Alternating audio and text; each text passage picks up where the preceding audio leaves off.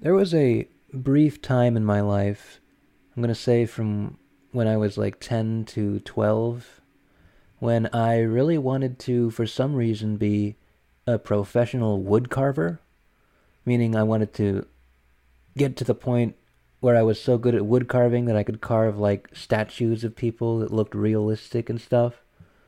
I was really interested in it. And I have a few, I'm not sure why I got into wood carving, but I have a few theories. Actually, I have one theory. So, I have this great uncle, or had this great uncle named Frankie, who I never met, but he left behind something that I really thought was really cool. It was a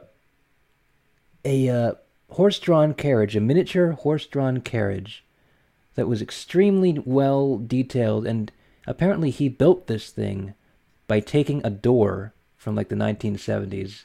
The doors used to just be made out of wood and they didn't have any shape to them.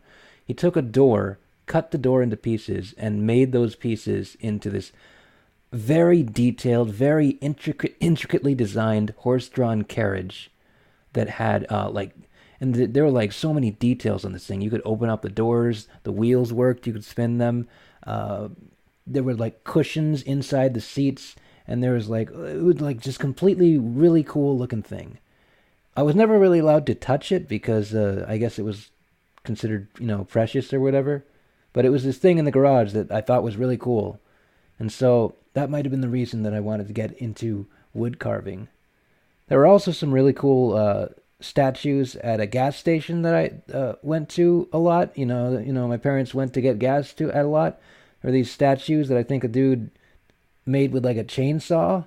He like wood carved them with a chainsaw. There was a statue of like a fish, like it was the top half of it was like the body of a fish, and the bottom half of it was like the body of just a regular dude in jeans. So it was like a fish dude. And there were other statues that were also made out of wood in that same gas station. They're probably still there. It's at the corner where, like, there's a corner where the Albertsons is, and I think it's called the Quick Corner. Is where the gas station is.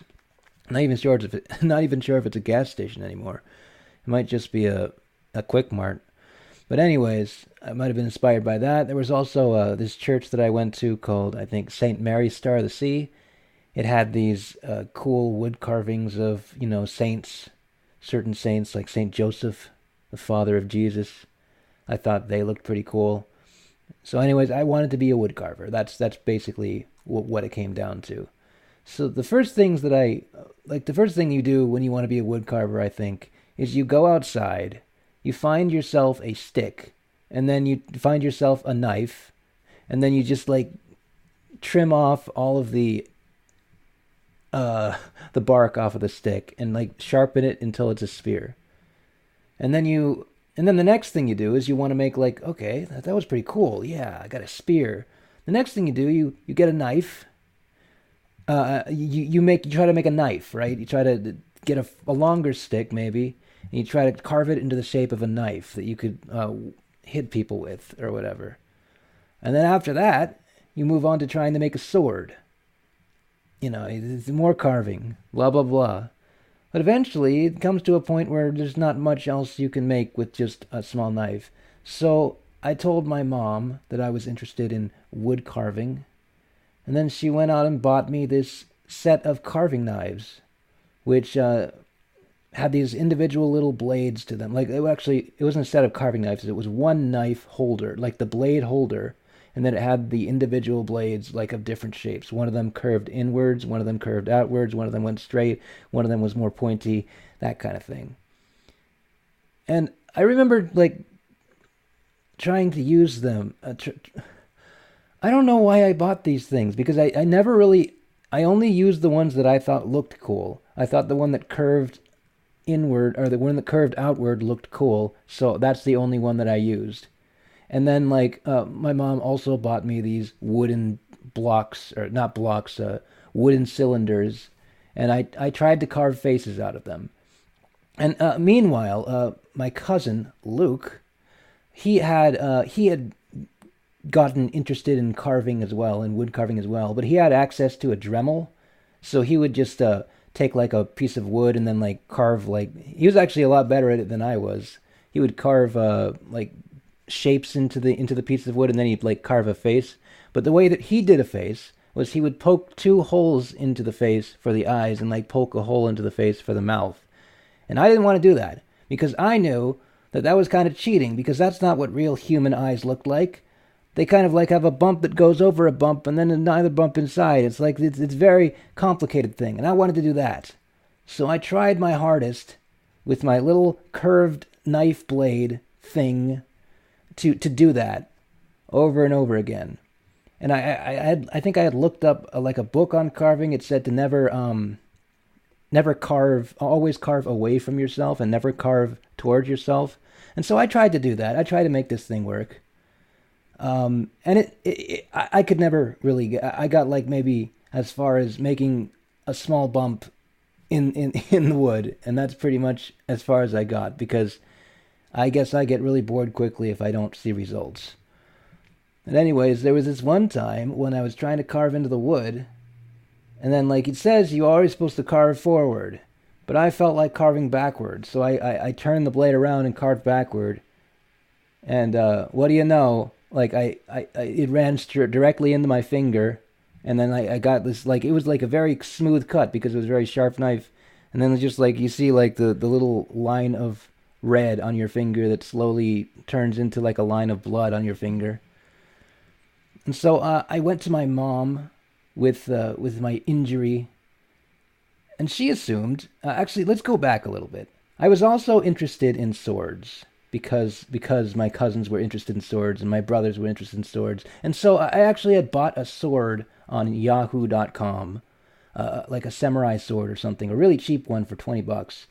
And it had been shipped to me, and I thought it was really cool. My mom was like kind of debating with me about whether I should buy it, whether I was going to be safe with it or not. And she was kind of worried about it, like I'd hurt myself with it and whatever. But she was happy to buy me the carving knives, because that's like, those aren't dangerous.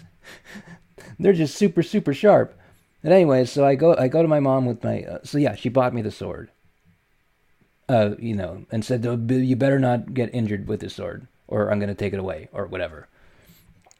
And then I get my carving injury. I walk up to her with my bleeding finger, and she immediately assumes that I cut myself with the sword. And I was like, no, I cut myself with a carving knife. And then I remember I walked up, Mom, I have like a cut. And then my dad turns over and says, oh, what's wrong with him? And then she immediately turns to him, and then she's like, he has a sword cut. And I was like, no, it wasn't a sword cut. It was those carving knives. That's the problem. Man, I am trying to extend the length of this longer than it needs to be. What else do I remember about carving? Anything? So, real quick. I had a neighbor named Mark who didn't like me, and I don't think he didn't like any of us kids, because we were always kind of doing stuff on his property that we weren't supposed to do, kind of. Like, we built a tree house on the property that was technically his. Like, there was a line of these alder trees, and we just, like, our version of a tree house is basically building a ladder so you could climb up these alder trees, and then maybe putting one piece of wood that you could sit on. Like, that was our version of a tree house. But it was cool. It was actually really fun to build, because it's always fun to build a tree house. It's always fun to nail stuff and just make progress. It's cool. But anyways, he didn't like us kids. But anyways, there was another neighbor they had who lived in the house like right next to his house, named Keith.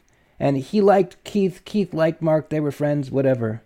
So me and Keith were walking around, and then we went into Mark's garage for some reason. And then I noticed that he had all of this really cool carving stuff. And I was like, wow, is he a carver? That's pretty cool. Maybe I could ask him about that. Maybe I could find out, like, if he has some advice to give me. But then, like, Mark comes into that garage that we're in, and he's like, what the hell do you two think you're doing in here? What's wrong with you? Get out of here. Get out of here. You're horrible. Get out of here right now. What are you doing in my private space? And so, never got advice about carving from Mark. And I guess that is the end of my carving story. I hope this was understandable to all of you who have listened to these religiously. I don't know what I'm doing.